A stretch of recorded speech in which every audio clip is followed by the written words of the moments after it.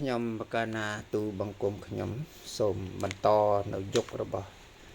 ព្រះស្រីជ័យជេតដែលជាស្ដេច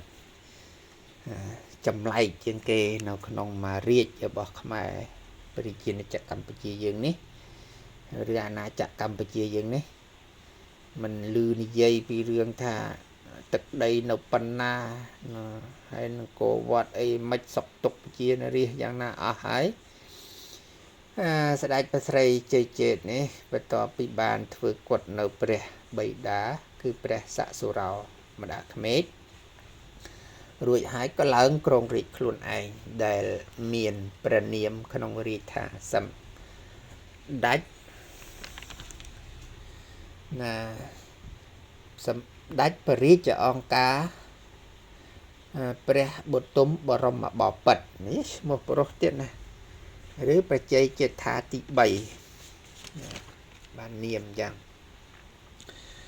រណសោយរាជបានឡើងសោយរាជព្រឹបភ្លាមធ្វើរឿងផ្ដេសផ្ដាស់មកហ្មង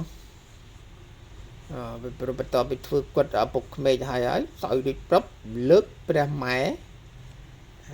ព្រះភគវតីប្រចោមចក្រក្សត្រីព្រះចោ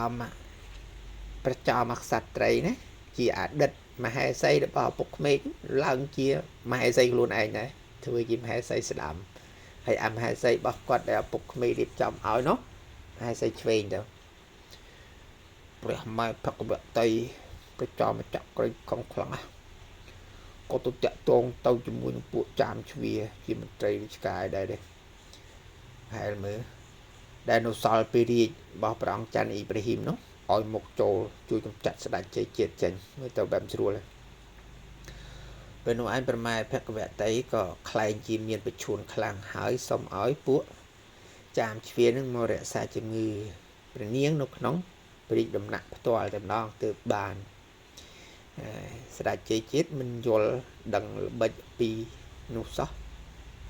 ក៏ទ្រង់អនុញ្ញាតឲ្យពួកចាមជ្វាចូលមកដើម្បីឲ្យមកដល់រាជដំណាក់របស់ព្រះនាងហើយមើលជំងឺហ្នឹងទៅតាមពិតអត់នឹងឈឺទេមានឱកាសគ្រាន់តែមកដល់ភ្លាមបាក់និយាយច្រើនណាមកដល់ទៅកាត់កកស្ដេចជ័យជេតតែម្ដងអត់មានសួរនាំអីច្រើនទេពីព្រោះដឹងថាអស់លទ្ធភាពហើយណារួចឲ្យអមីអាថោងអាម៉ាត់អាឯកមន្ត្រីក្រុមជំវាំងឯងមិនដឹងជាទៅណាអត់ទេស្រាប់តែបដ ឲ្យស្ដេចជ័យជេតធ្វើផ្ដេសផ្ដាស់អញ្ចឹងទៅអញ្ចឹងស្ដេចជ័យជេតនេះសោយរាជមិនបានមួយឆ្នាំទេបាន5ខែប៉ុណ្ណោះក៏សោយទីមង្គតទៅដោយស្នាដៃរបស់ពួកចាមជ្វានោះទៅឯចំណែកព្រះអង្គតន់និងក្មួយមួយអង្គទៀតគឺព្រះអង្គនុនមិនទៅខ្ចីជួយផងរត់ទៅកម្ពុជាក្រោមបាត់អត់ជួយអីទាំងអស់រត់ទៅនោះមិនមែនរត់ទៅតាំងលំនៅឋានទៅធ្វើជាអាណាខេត្តឬធ្វើជាណែស្ដេចត្រាញ់ដើម្បីរក្សាទឹកដីនៅជួយគ្រប់គ្រងគ្នាអត់ទេទៅសុំតបយួន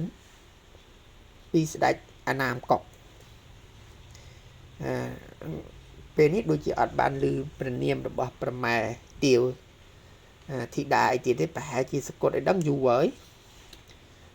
ទៅសុំតបស្ដេចអាណាមកុកឮទៅស្ដេចខ្មែរសុំប៉ុណ្ណា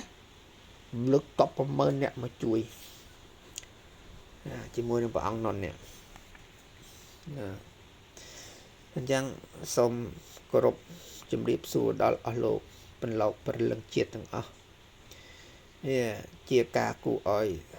រន្ធត់ស្លុតសង្វេគណាស់ដែលជាតិខ្មែររបស់យើងដែលមានព្រះមហាក្សត្រសិទ្ធិនាមល្បីឈ្មោះសិទ្ធិចោមមកុដផុតត្រៃលោកាមួយរូបមួយអង្គសិទ្ធិព្រះជ័យចេស្តាព្រះសត្ថាធិរាជអូនិយាយឈ្មោះពុទ្ធអិតិពិសោរហូតដល់ភគវិតិហ្នឹងមើលទៅបែបចង់អស់ហ្មងមិនដឹងជារាជក្រុមរាជវាំងឬព្រះរាជគ្រូណាលោកប្រទានមកងារមកឲ្យខ្លះតែកុំអោយតែទៅតាមគោលត្រៃភពដែលលោកចេះដឹងនឹងសំបីបន្តិច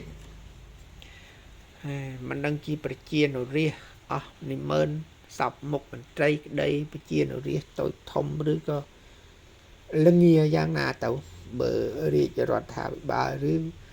ប្រមុខថ្នាក់ជាតិមួយលេងអត់មានគិតអីសោះគិត